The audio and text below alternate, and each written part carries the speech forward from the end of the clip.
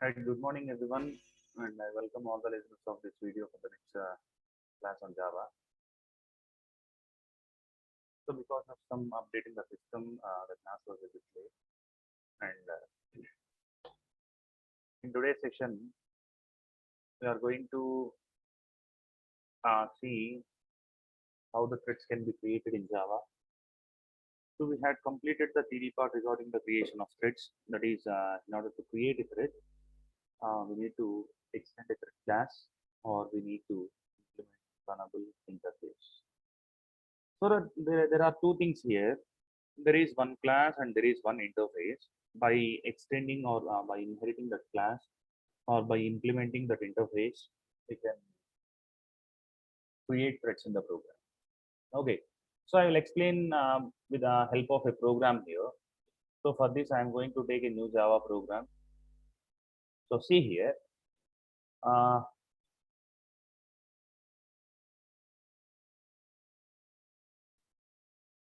Let us consider a class. For example, the name of the class is A. So in this class, if I want to create a thread, I need to write an extends thread,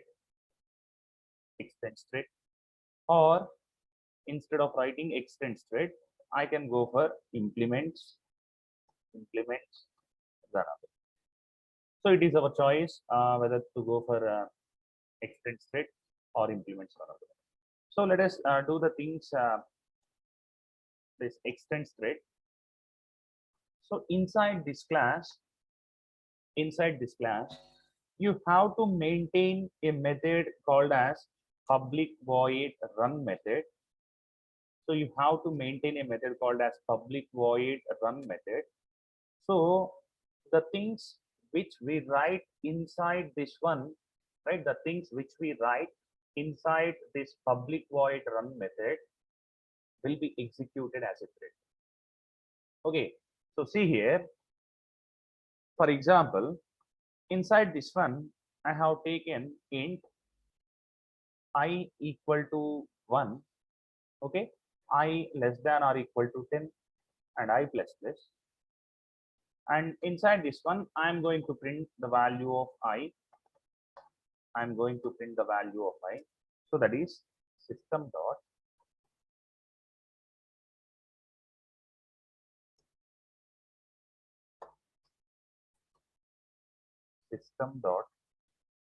out dot println. So system dot out dot println I.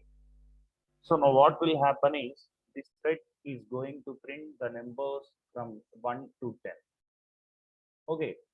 So for example, and then I have taken a class called as something called as T, class T.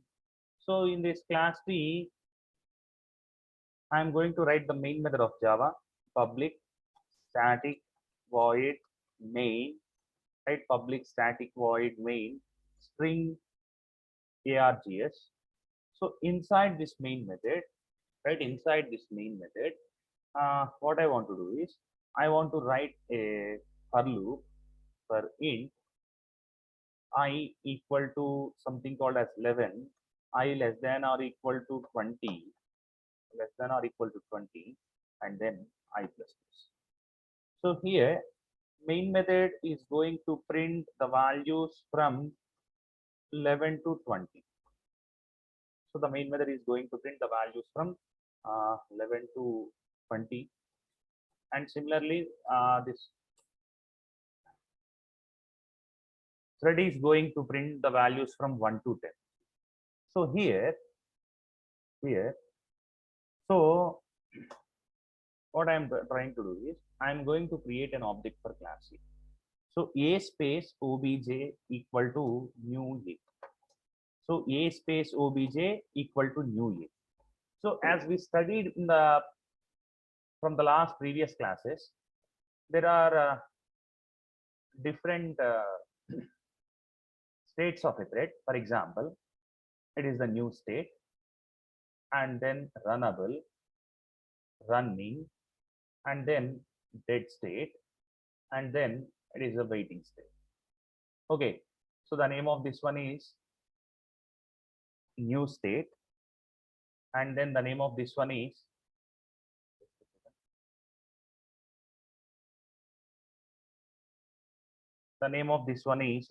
ready, or we can call it as runnable, and then this one is running, and it is dead or terminated state, and it is waiting state. Okay, so in order to create a thread, we have to extend the thread class, or we have to implement the runnable interface. And then see here, we had extended a thread class, and the code which we want to run as a thread, we need to maintain that code in the public void run method. So we had followed the rule perfectly. And then see here, in the main method, whenever we create an object of the thread class, for example, here the thread class is A, because A is extending the thread class, A becomes the thread class. Okay, so here, whenever we create an object for the thread class, right, whenever we create an object for the thread class, immediately this thread is going to be moved or going to be created in new method, sorry, in new state. So whenever we create an object of thread class, the thread is going to be in the new state. Okay, and then what we have to do, see here, what we have to do in order to bring a thread from new state to ready state, what we have to do? What we have to do here, in the sense, we need to call a start method. We need to call a start method. So for example, here, if I call, see here, if I call, here the object name is obj, obj dot start, obj dot start. So whenever this particular statement, right, whenever we write the particular statement, which means the thread is going to be moved from this new state to ready state. So the thread is going to be moved from new state to ready state, because we had called the start method. And what will bring the thread from ready to running state? What will bring the thread from ready to running state? It depends upon CPU scheduling algorithm. We don't know whether the thread, when the thread will be executed. It depends upon CPU scheduling algorithm. So see here,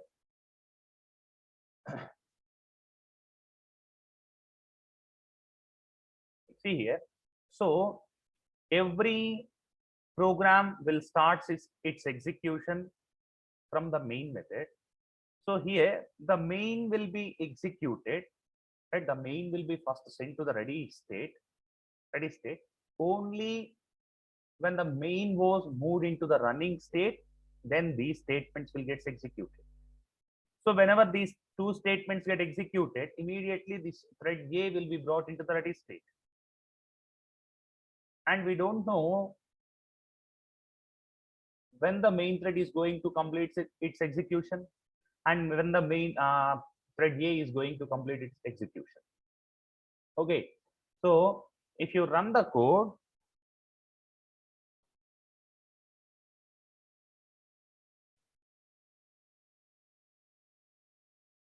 we have to save the code as t.java, because the main method lies in T.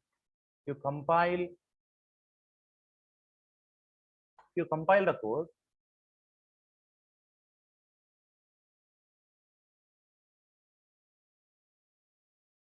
we are not getting any errors, and if we run the code, see here, the output of the code is, clearly observe the output of the code. The output of the code is 11, 12, 13, 14, right? 11, 12, 13, 14, 1, 2, 3, 15, 4, 5, 16, 17, 6, 7, 18, 8, 9, 19, 20, 10. What is this output? And how we are getting this output in our code? See here. So this is what the thread state diagram. So here the main method, for example, the main method has been moved into the running state, and let us assume the main method is executed by your computer CPU for some time. Because of that, we have got the output as 11, 12, 13, 14, and then the main method was sent to the waiting state by your computer system. We don't know, it depends upon the CPU scheduling. We don't know how much time it is going to execute a particular thread. It will be moved into the waiting state. So whenever the main thread was moved into the waiting state, in the ready state, we have thread A,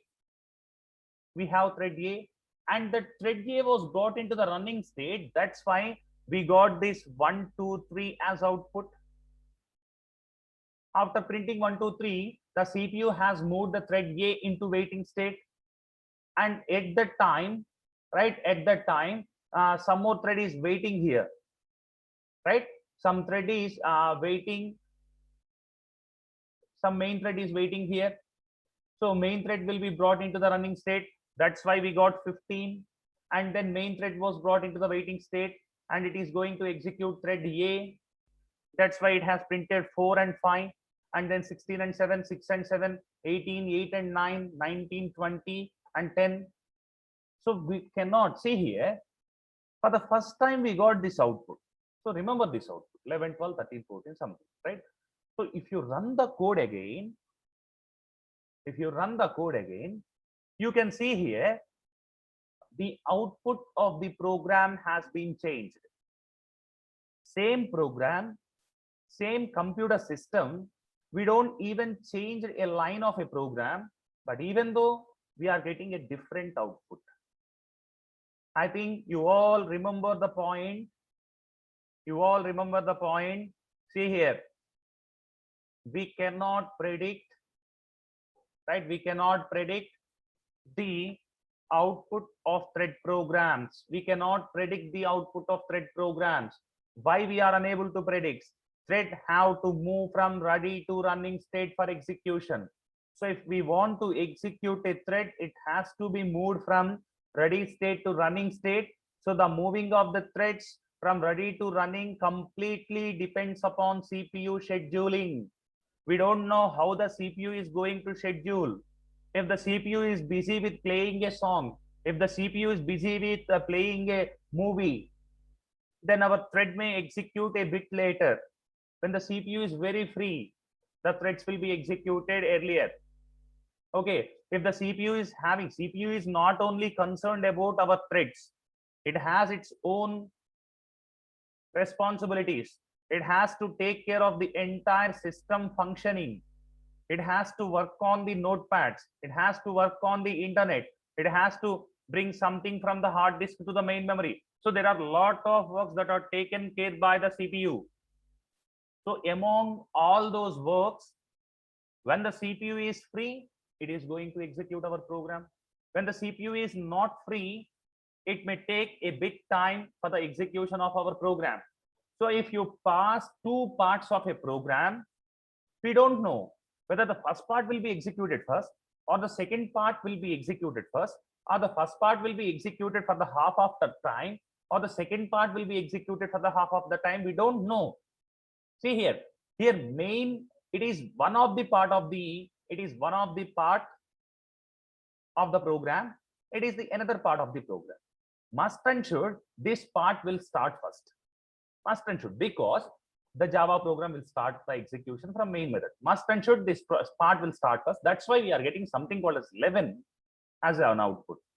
And right, so whenever this part is started executing, we had created a thread and we had moved the thread to the ready state. Whenever it is in the ready state, we don't know whether whenever it will be moved into the running state. So depending upon its movement of time, we are going to get the output of 1, 2, 3 and so on. Similarly, if you observe the output, again you can see there is change in the output. So one cannot predict the output of a Java program.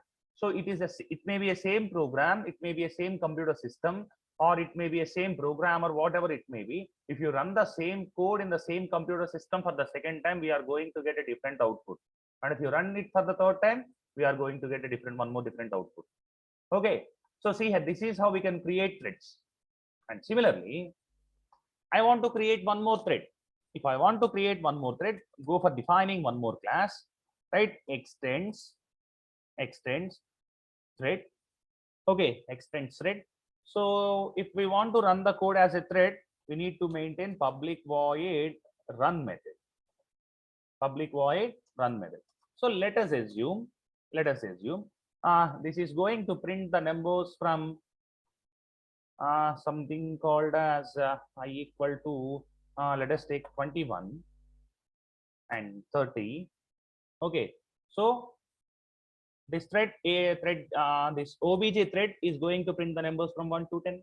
This main thread is going to print the numbers from 11 to 20. And now if I take b space obj1 equal to new b, or don't get confused, these are the threads. Let us take something called as a space t1, it is thread 1. We are calling the t1 dot start, and b space t2, we are creating a thread 2. So whenever we create a thread 2, it will be in the new state, and when we want to bring it to the ready state, we need to call a start method on thread 2. Okay, now if you save and compile the code, so we don't get any errors, let us run the code. So see here, if I run the code, I'm getting a different output. 1 to 8 has been printed first. See, let us discuss this with the help of see here. Okay.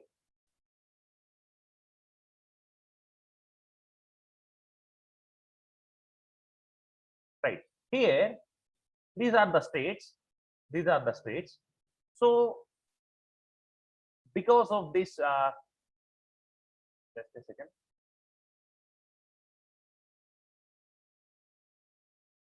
Right.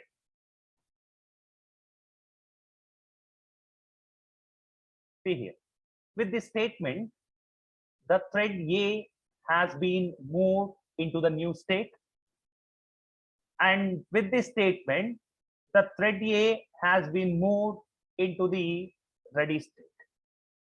Okay, and then with this statement, the T2 has been moved into the new state, and with this statement, the T2 has moved into the ready state.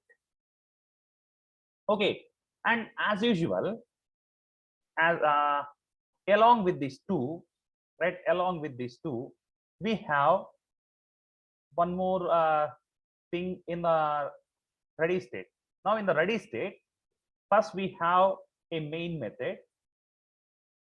Okay, main method, and then we have a thread called as t1, and then we have a thread 2. So main method will start its execution first. So main method will be moved into the running state. So main method in this output, in this particular output, see here, in this particular output, main method has been executed its first 4 lines. Right? Main method has executed its first 4 lines. See here, just a second.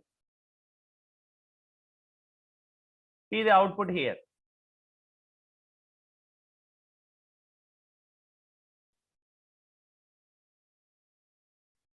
See, main method has executed the main method. You can see here in the main method we have 4, 5, 6 lines of code. First 4 lines has been executed successfully.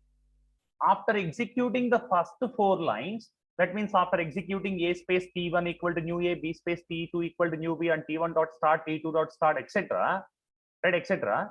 Main method has been moved. Right, main method has been moved into the waiting state. whenever the main method has been moved into the waiting state, right? Whenever the main method has been moved into the waiting state, T1 has been brought into the running state. That's why we got the output as 1, 2, 3, 4, 5, 6, and 7 and 8. So these are the outputs of the thread number 1. So after printing 8, we don't know why it has brought the T1 into waiting state.